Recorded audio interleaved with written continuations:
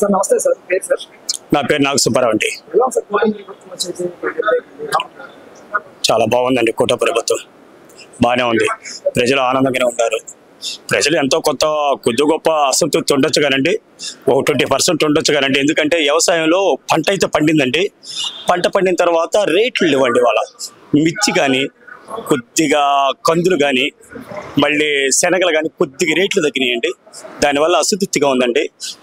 గతంలో ఏమైనా పంట పండక నష్టపోయారు. 1,50,000 1,00,000 అట్లా నష్టపోయారు. ఇవాళ 20-30,000 నష్టపోతున్నారు. ఏది మిర్చి రైతులు. కొద్దిగా రైతులు చాలా అసంతృప్తిగా ఉంది. వ్యాపారస్తులు కూడా కొంతమంది వాళ్ళు మిర్చి రైతులతో పాటు వ్యాపారస్తులు కూడా కొద్దిగా బాధగానే ఉంటారు.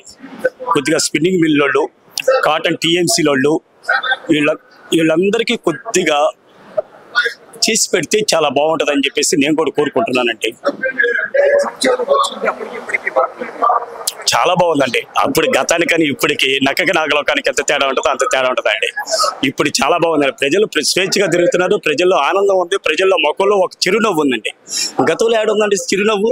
వాళ్ళ ముఖాల్లో చూస్తేనే పొద్దున్న లేస్తే ఏమవుతుందో, రేపు ఏం దొరికిద్దో అనేది అసంతృప్తితో ఉన్నారు. రేపు పని దొరికిద్దా లేదా, ఏ పిచ్చి మంది తాగి వాడు ఎక్కడ పడిపోతున్నాడో తెలియదు, వాళ్ళ భర్త ఇంటికి వస్తాడా రాడా అని బాధలతో ఆడవాళ్ళు ఉండేవాళ్ళు.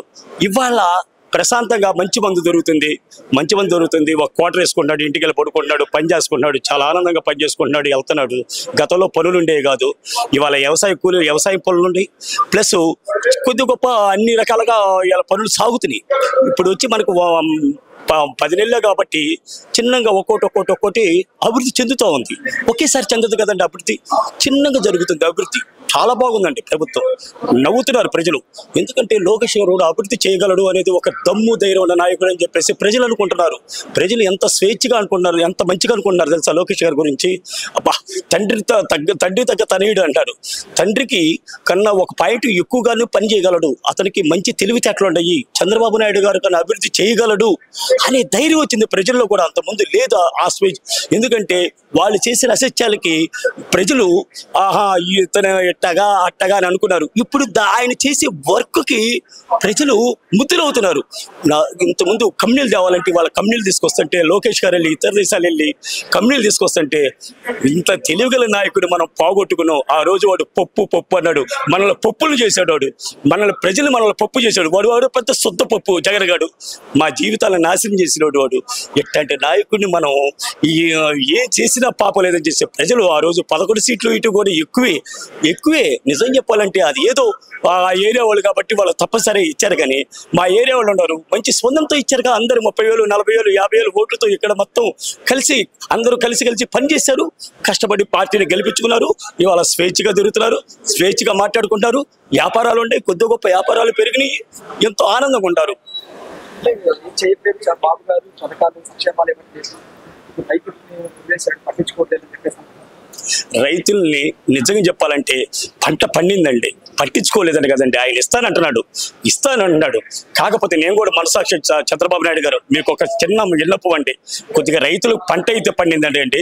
ఒక్కొక్కరికి 20 నుంచి 25 క్వింటాలు 30 క్వింటాలు పంట అయితే పండింది కానండి, పంట తగ్గట్టు రేట్లు లేదండి. రేట్లు అయిపోయి అసంతృప్తిగా ఉంది. నాకు కొన్ని వేల మంది రైతులు తెలుసండి. నేను రోజు వాళ్ళతో కలుస్తుంటానండి. వాళ్ళు ఏమంటున్నారంటే, నాగులు గారు మీరు ఒక్కసారి చంద్రబాబు నాయుడు గారికి తెలియజేయండి, మీరు తెలియజేస్తే బాగుంటుందండి, మీరు వెళ్ళి కలవండి సార్ అంటారు. సార్ కలుస్తాను సార్, ఇప్పుడు బాగా అడవడిగా ఉంటారు. ఎందుకంటే కొన్ని కంపెనీలు తీసుకొస్తున్నారు, నాయకులు తీసుకొస్తారు, వాళ్ళతో మాట్లాడాలి, ఏ రోడ్ల గురించి మాట్లాడాలి, ఎన్నో అభివృద్ధి కార్యక్రమాల మీద పని మీద ఉన్నారు. దీన్ని అయిపోయిన తర్వాత నేను మళ్ళీ వ్యవసాయం మొదలుపెట్టే టైంకి నేను ఒక నెల 2 నెలల ముందు వెళ్ళి మాకు రైతులు కూడా ఒక అవకాశం ఇవ్వండి, కొద్దిగా డబ్బులు పోయినసారి మీరు ఇచ్చారు, హెక్టార్కి ఒక 20,000 ఇచ్చారు, ఆ రకంగా ఈ తరసారి 30,000 ఇవ్వండి, బాగా మీకు మంచి స్పందన వస్తుంది. ఇది పాప రైతులు కొద్దిగా అసంతృప్తిగా ఉండాలండి. రైతులు అంటే మిర్చి రైతులండి, శనగలు కొద్దిగా డౌన్ అయినాయి. మళ్ళీ ఏంటండి ఏంటంటే కందులు ఇవన్నీ కూడా కొద్దిగా గొప్ప పర్వాలేదండి. జొన్నలు కూడా చాలా బాగా పండిందండి. జొన్న కూడా చాలా బాగుందండి. చిక్కుడుకాయ కానీ, టమాటా కానీ అన్ని బాగానే పండింది. ఉల్లిపాయ కానీ అన్ని పంటలు బాగానే ఉంటాయి. నాతో తెలిసి రైతులు వాళ్ళందరూ స్వేచ్ఛగా ఉంటారు. ఇప్పుడు కొద్దిగా డౌన్ అయినాయి. అయితే 20 మంది రైతులకు తగ్గితే 80 మంది రోజు కొనుక్కునే వాళ్ళకి ఆనందపడుతున్నారు. ఎందుకంటే ప్రజలు ఆనందపడుతున్నారు. రేట్లు నిత్యావసర వస్తువుల రేట్లు తగ్గినాయని రైతు వీళ్ళు బాగా ఆనందంగానే ఉన్నారు. కాకపోతే వేసిన రైతుకి చేతికి ఏమీ డబ్బులు రావట్లేదని అసంతృప్తితో ఉన్నాడు. ప్రజలు ఏమన్నా ఆనందంగా ఉన్నారు రేట్లన్నీ తగ్గినాయని, రైతులు ఏమన్నా కొద్దిగా అసంతృప్తిగా ఉన్నారు. కొద్దిగా మీరు దయించి వాళ్ళు కూడా మీరు పోయినసారిలాగా కొద్దిగా డబ్బులు ఇస్తే వాళ్ళు చాలా ఆనందంగా ఉంటారండి. మీరు చేయగలరు, మీరు అభివృద్ధి చేయగలరు కాబట్టి వాళ్ళు రైతులను అడుగుతున్నారు. ప్రామిస్ అండి, నేను అడుగుతున్నాను, నన్ను మీరు కొద్దిగా మాట్లాడండి, మాట్లాడి కొద్దిగా చేసి పెట్టండి అంటారు. నేను చేసి పెడతానయ్యా, నేను అవసరం నేనే వెళ్దామని చెప్పేసి వాళ్ళని ఆఫీస్ కాడికి వచ్చాను, నేను మాట్లాడదామని. ఇదంతా ఆనందంగా ఉండాలండి. పరిపాలన ఎవరిని అరెస్ట్ చేశారు చెప్పండి? ఎవరిని అరెస్ట్ చేశారండి? ఎవరు పలానా వాళ్ళు చెప్పాలండి? వీళ్ళు అసత్యాలు మాట్లాడుతాం కాబట్టి వాళ్ళు చేసిన తప్పులకి కోర్టు శిక్షిస్తుంది. ఏది ప్రజలు వాళ్ళు కేసులు ఉన్నాయి, వాళ్ళ కేసులు వాళ్ళు శిక్షిస్తున్నాయి. కానీ ఈయన ఇంతవరకు రెడ్ బుక్ తెరిచారండి. ఎక్కడ రెడ్ బుక్ తెరిచారండి? వీళ్ళు 50 మందిని అరెస్ట్ చేస్తారు రెడ్ బుక్ చేస్తే. ఇప్పుడు 2-3 అరెస్ట్ చేస్తారు, గడగడ ఉనిగిపోతున్నారు ఈ మండలానికి. అంతమంది ఎన్ని ఎందుకంటే 2-3 అరెస్ట్ చేయగలే వాళ్ళు తప్పులు చేశారు కాబట్టి అరెస్ట్ చేశారండి. అంతమంది ఎవరు తప్పులు చేయకపోతే ఎందుకు అరెస్ట్ చేశారు? మరి తెలుగుదేశం ప్రభుత్వంలో ఎవరిని అరెస్ట్ చేయలేపారు? వాళ్ళు చంద్రబాబు నాయుడు గారు అక్రమంగా అరెస్ట్ చేశారు. కానీ ఏ నాయకులు, మా నాయకులు, తెలుగుదేశం నాయకులు ఎవరిని అరెస్ట్ చేయలేదప్పుడు? వాళ్ళు నిజాయితీ పరులు. ఎవరినైనా సరే వాళ్ళు నిజాయితీగా పనిచేశారు కాబట్టి వాళ్ళు ఎవరు ఏం చేయలేపారు. చంద్రబాబు నాయుడు గారిని నువ్వు ఏదో చెయ్యాలనుకున్నావు, ప్రజలు నిన్ను చేశారు. ఏం చేశారు? 11 సీట్లకి ఇచ్చి నిన్ను ఇంటికి పంపించారు. ఎప్పుడైతే మంచిని కోరుకుంటే నువ్వు గెలిచేవాడు, నువ్వు చెడును కోరుకున్నా నువ్వు ఓడిపోయావు. నువ్వే గెలవనుకున్నారు అసలు నిజంగా ప్రజలు. ఇవాళ 11 సీట్లు ఇచ్చారంటే ఎక్కువ నెక్స్ట్ ఆ 11 సీట్లు కూడా వస్తాయో రావో అని ప్రజలు అంటున్నారు. అతను మాట్లాడటం కూడా తెలియదు. అసలు ఏం మాట్లాడతాడో అతనికే తెలియదు. మాట్లాడే వాళ్ళకి వేరు, తెలియని వాళ్ళు వేరు. మాట్లాడే వాళ్ళని తెచ్చుకోవాలి కానీ మనకి ఏమి తెలియని వాళ్ళు తెచ్చుకుని ఏం చేసుకుంటాం అని అంటున్నారు ప్రజలు. నేనే వస్తాను, మళ్ళీ నేనే వస్తాను. 3-4 సంవత్సరాలే కదా, మన 30 సంవత్సరాలు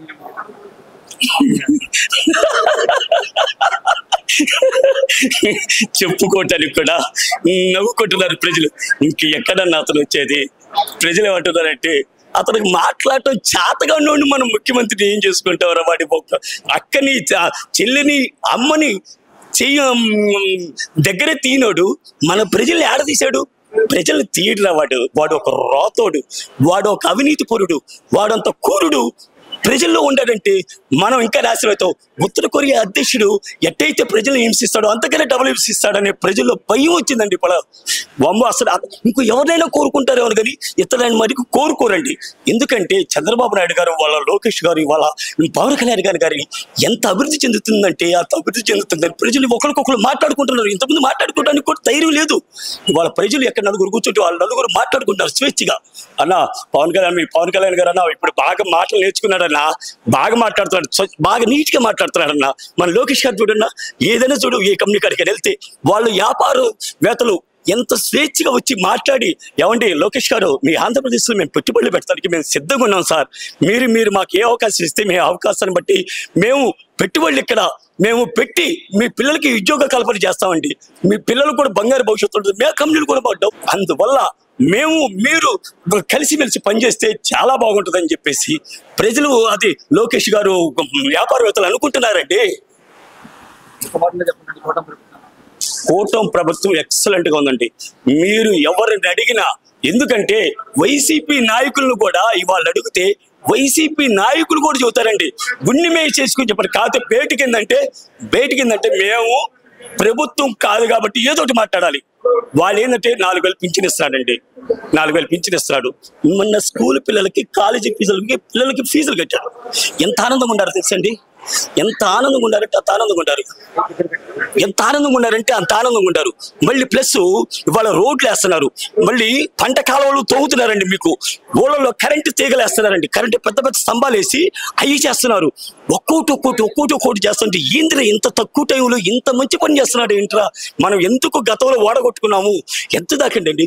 పోయినసారి పోలీసులు కానీ, కొంతమంది ఎంఆర్ఓలు కానీ, కొంతమంది నాతో కలిసి, నాకు ఎంతో మంది తెలుసండి, కావాలంటే నా దగ్గర నెంబర్లు కూడా ఉండేవాళ్ళు, నేను కలిస్తే సార్ గతంలో తప్పు చేశాను సార్, మీకు వదిలేయండి, ఇవాళ చంద్రబాబు నాయుడు గారు గెలిపించుకుంటే మా జీతాలు చక్కగా పడతాయి, మా పిల్లలకి బంగారు భవిష్యత్తు ఉంటుంది, ఉద్యోగాలు వస్తాయండి రేపు. అదే అతను ఉంటే మా జీతాల మీద మాకు వస్తాయో రావని భయంతో ఉండము. ప్లస్ మేము ఇవాళ ఎంత ఆనందంగా ఉంటే అంత ఆనందంగా ఉంటాం. 1వ తారీఖు జీతాలు పడుతున్నాయి కదా, మాకు నిన్న 7,500 కోట్లు నిన్న డబ్బులు ఇచ్చాడు, ఒక్కొక్కరికి ఎంతో కొంత డబ్బులు వచ్చినాయి కదా అని వాళ్ళు చూస్తున్నారు. ఇంతకన్నా ఇంకా ఆనందం ఏం కావాలి సార్? ఇంకా 8-10 నెలలే కదంటే అయింది. 5 సంవత్సరాల తర్వాత ఇంకెంత ఆనందంగా ఉంటారు? ఎంత ఆనందంగా ఉండాలంటే అంత ఆనందంగా ఉంటారు. ఇప్పుడు 10 నెలలకి ఎంత ఆనందంగా ఉంటే 5 సంవత్సరాల తర్వాత ఇంకెంత ఆనందంగా ఉంటారో ఒక్కసారి మనస్సాక్షిగా ఆలోచించమనండి. అంత ఆనందంగా ఉంటారండి. చిలకన వేస్తున్నారండి జనాలు. నేను నేను నేను నేను పార్టీ అని కాదు, నేను ఎవరైనా నన్ను గౌరవించి పిలుస్తారు. వైసీపీ వాళ్ళని పిలుస్తారు, జనసేనలో పిలుస్తారు, టీడీపీ అన్న నాగులన్న బాగుందన్న పరిపాలన, చాలా బాగుందన్న, ఇబ్బంది లేదన్నా, ఇప్పుడు స్వేచ్ఛగా ఉండవన్నా, ఇంకెంతకైనా కావాల్సిందన్న. ఏమో డబ్బు ఇవాళ ఉంటుంది, రేపు పోద్దన్నా. నిన్న చంద్రబాబు నాయుడు గారు ఫీ బోర్ పెట్టాడండి. ఎంత ఉంటుందో తెలుసా? ప్రజల మధ్య స్నేహాన్ని మించుతాడన్నది. స్నేహం పెరిగిద్ది. ఎందుకంటే ఒక పేదవాడికి నేను సహాయం చేస్తే వాడికి నాకు ఇద్దరి మధ్య స్నేహం పెరిగిద్ది. వాడు ఏమంటాడంటే, అన్న నాగులన్న నాకు మన ఒక 50,000 కావాలంటే ఇచ్చారు, 1,00,000 రూపాయలు మా అబ్బాయిని చదివిచ్చారు అని స్నేహం పెరిగిద్ది. మా ఇద్దరి మధ్యన ఎంత స్నేహం పెరుగుతుందో తెలుసా? అంత స్నేహం పెరిగిద్ది. దానివల్ల కక్షలు తగ్గుతాయి, ప్రేమలు పెరుగుతాయి. ప్రజల్లో ఎంత స్పందన ఉంటుంది అంటే అంత స్పందన ఉంటుంది. ప్రజల యొక్క నాడి నాకు తెలుసండి, ఎందుకంటే నేను ఇల్లు అడుగుతాను కాబట్టి వాళ్ళు నాకు చూస్తుంటారు. ఒక్కొక్కరు అబ్బా అన్న, మన ఎమ్మెల్యేలు కానీ మన మంత్రులు కానీ కష్టపడి పనిచేస్తున్నారన్న. కాకపోతే ఏంటంటేనా, కొద్దిగా కార్యకర్తలు బాధపడుతున్నారన్న. కార్యకర్తలు బాధపడుతున్నారు. ఎంత బాధపడుతున్నారు అంటే అంత బాధపడుతున్నారు. ఎందుకంటే వాళ్ళని ఏ పనికి అవకాశం ఇవ్వట్లా. 4-5 కొత్తగా వచ్చిన వాళ్ళని ముందుకు తీసుకెళ్తున్నారు. కానీ నా బోటోళ్ళు అడిగితే నేను చెబుతాం కూడా, ఎందుకంటే నేను కొన్ని లక్షల మంది తెలుసండి, వెళ్ళి అడిగినా అంతే ఉంటుందండి. వాళ్ళకి అసలు పాపం కార్యకర్తలు చాలా బాధపడుతున్నారండి. ఏ పని కావట్లేదు, ఇన్నాళ్ళు కష్టపడ్డాము. గతం వేరు. గతం 5 ఏళ్లలో ఒక రాక్షసుడిని మనం ఒక రాక్షసుడితో పోట్లాడాం. వాడు రాక్షసుడు తింటాడు, మనల్ని చంపేస్తాడు, తింటాడంటే చంపేస్తాడు. అయినా ఒక పోరాడి యుద్ధం చేసి మన బాబు గారిని గెలిపించుకున్నాం. ఇవాళ మనకు కావాల్సింది ఇదే పరిపాలన. మనం కోరుకునే వచ్చింది. కాకపోతే మన కార్యకర్తల పని ఏమి జరగట్లేదని పేరుకే కానీ కార్యకర్తలు కూడా కొద్దిగా చూడమని చూస్తే ఆనందపడతారు. కార్యకర్తలు కొద్దిగా ప్రజల్లో కొద్దిగా చెడ్డ పేరు తీసుకొస్తున్నారండి. మాకేం ఇవ్వలేదు, మాకేం ఇవ్వలేదని వాళ్ళు అసంతృప్తిగా ఉన్నారు. అది నిజమండి.